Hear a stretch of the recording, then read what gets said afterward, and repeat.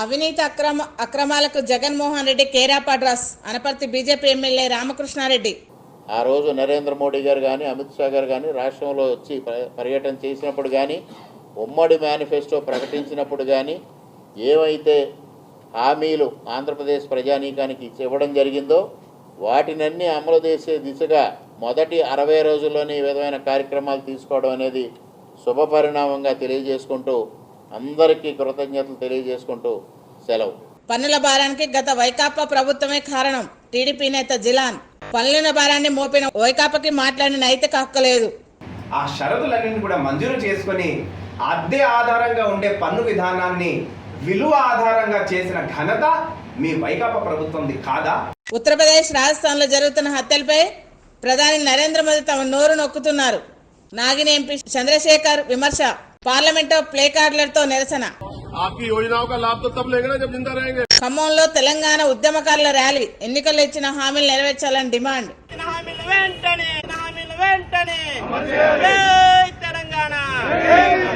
Party మారుతున్నట్టు వస్తున్న వార్తలను ఖండించిన Bhadrachalam MLA Venkatrao. భవిష్యత్తులో మరొక పార్టీలోకి వెళ్లే ఆలోచన లేదని స్పష్టం. ఇది బీఆర్ఎస్ ప్రాపగండా అని నేను ఖచ్చితంగా చెప్తున్నాను. రాజమహేంద్రవరంలో ప్రజలకు తాగడానికి శుద్ధి చేసిన నీటిని అందిస్తాం. ఎమ్మెల్యే శ్రీనివాస్.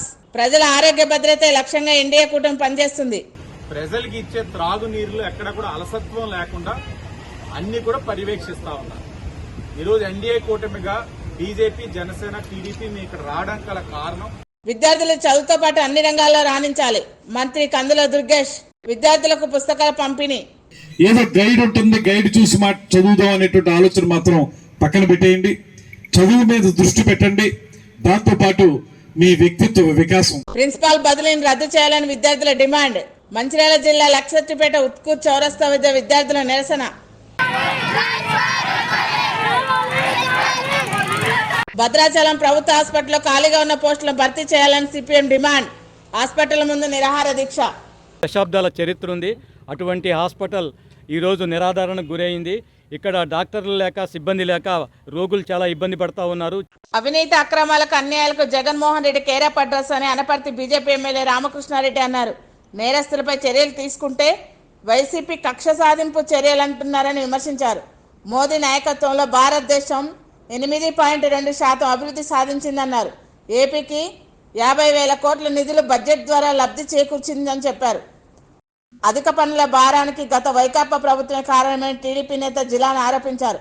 ప్రజలపై అన్ని రకాల పన్నులు వేసిన వైకాపాకి మాట్లాడే నైతిక హక్కు లేదన్నారు. తెదేపాపై ప్రభుత్వం ప్రజలకు ఇబ్బంది కలిగించే నల్ల చట్టాలను రద్దు చేస్తుందని చెప్పారు.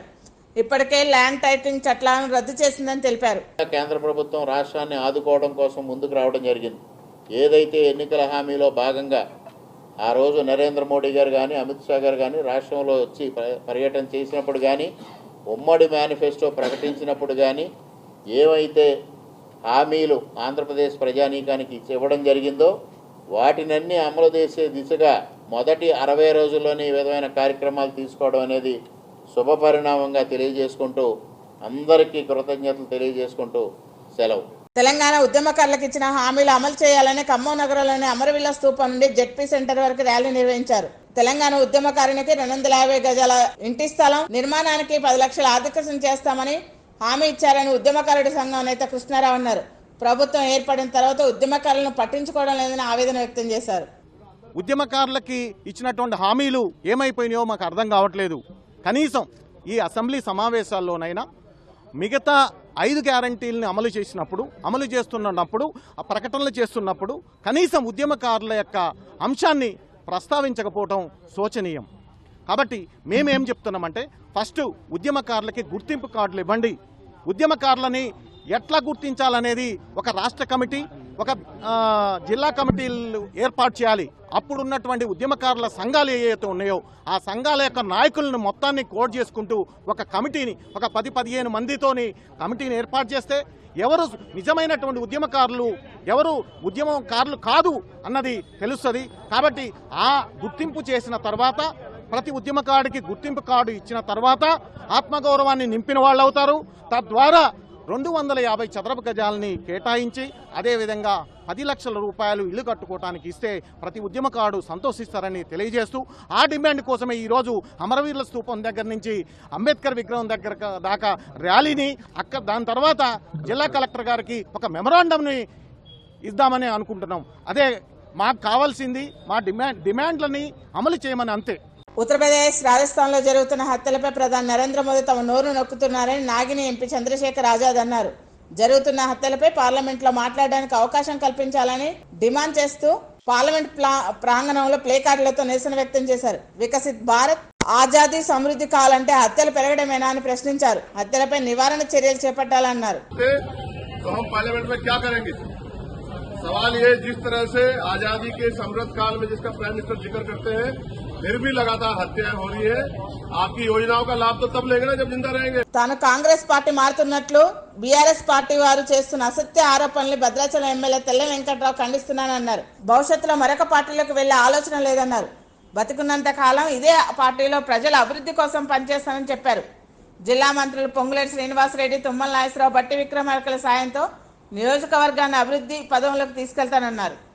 జానయ్యను గౌరవ ముఖ్యమంత్రి రేవంత్ రెడ్డి గారి ఆశీస్సులతో మరియు తుమ్మల నాగేశ్వరరావు గారి ఆశీస్సులతో, నా గురువు అయిన పొంగులేటి శ్రీనివాసరెడ్డి గారి ఆశీస్సులతో, డిప్యూటీ సీఎం బట్టి విక్రమార్క ఆశీస్సులతో భద్రాచలం అభివృద్ధి చెందుతుందని ఆశతో వెళ్ళాను.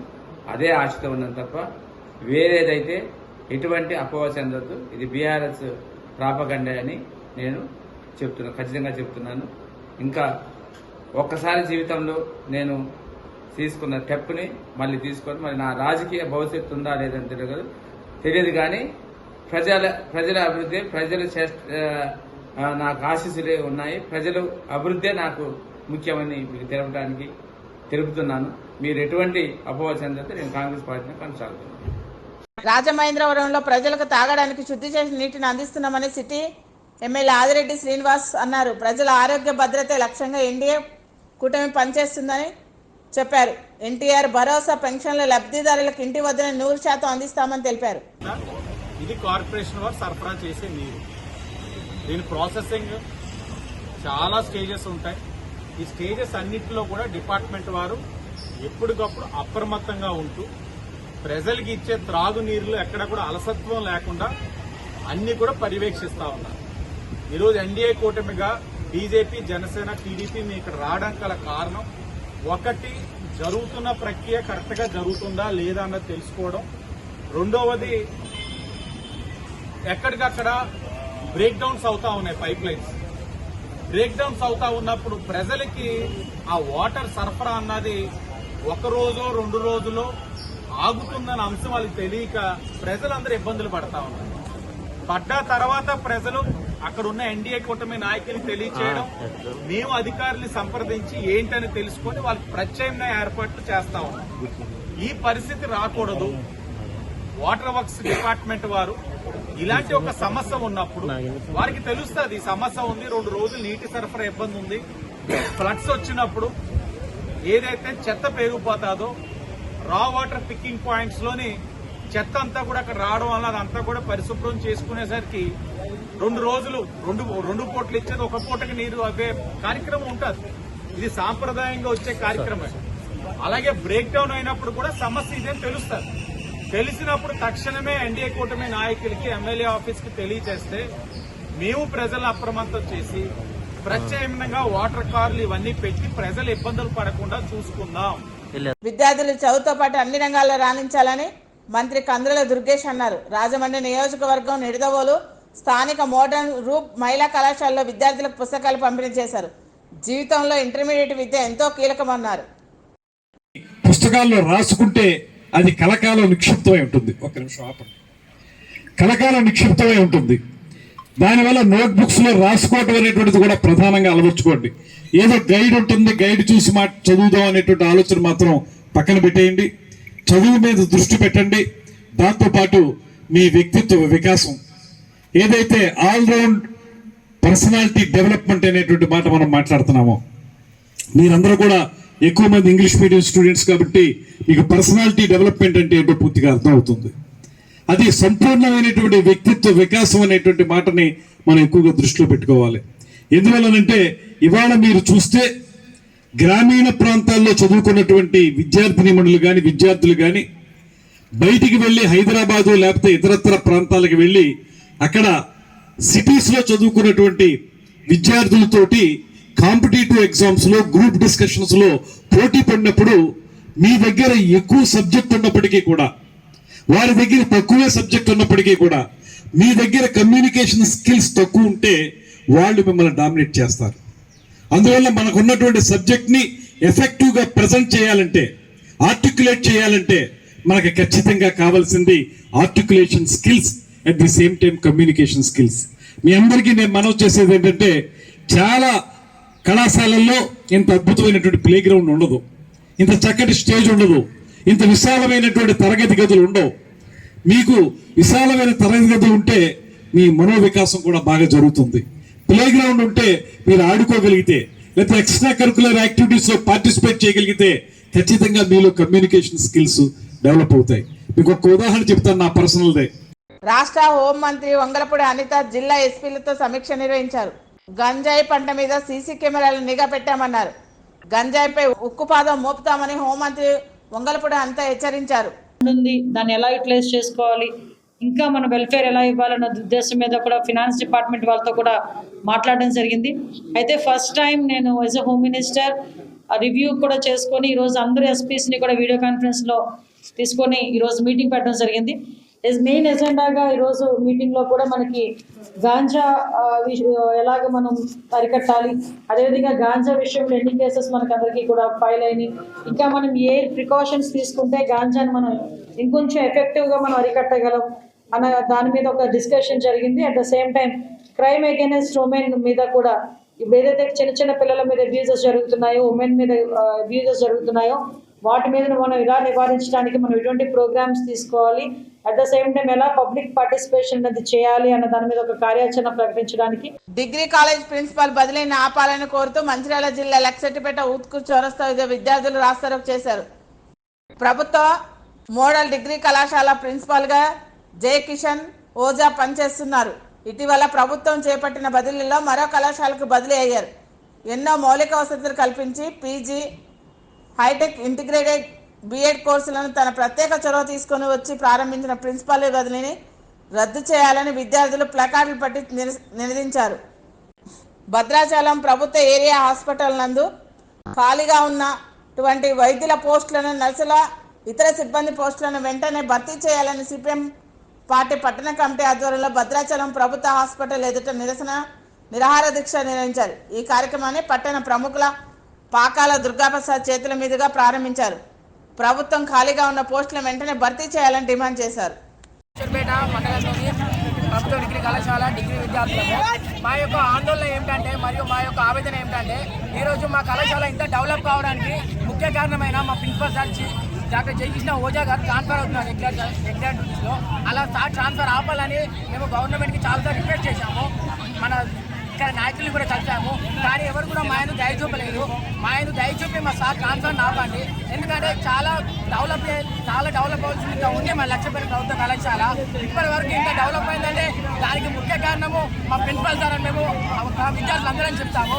ఎందుకంటే కేవలం 15 మంది స్ట్రెంత్ ఉన్న మా కళాశాలలో నేను 1500 మంది స్ట్రెంత్గా మార్చేది మా ప్రిన్సిపల్ సార్. అంతటి మరియు ఇక్కడ లేని ఐటెక్ అనే కోర్సు, బీఈడి కోర్సుని మా కళాశాలలో మాత్రమే రావడానికి మెయిన్ కారణం మా ప్రిన్సిపల్ సార్. ఇంకా చాలా డెవలప్మెంట్ ఉంది. అలాంటి డెవలప్మెంట్ మా సార్ ఇప్పుడు మధ్యంతరంగా వెళ్ళిపోతే మా కళాశాల డెవలప్మెంట్ ఇక్కడికి ఆగిపోతుంది.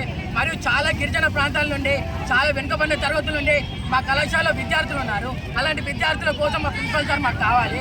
2 సంవత్సరాలు ప్రైవేట్గా ఉన్న హాస్టల్ని మా ప్రిన్సిపల్ సార్ తన సొంత డబ్బులతో మా సార్ వాళ్ళ విద్యార్థులు ఎలాంటి భారం పడకూడదని సార్ డబ్బులు వెచ్చించి మాకు మా హాస్టల్ని నడిపించారు. అట్లాంటిది అవి గవర్నమెంట్ కావడానికి 2 సంవత్సరాలు మా సార్ తన సొంత డబ్బులతో చాలా కృషి చేసి ప్రతి ఒక్క నాయకుడి దగ్గరికి వెళ్ళి అవి మాకు ఇప్పుడు శాంక్షన్ చేయించారు.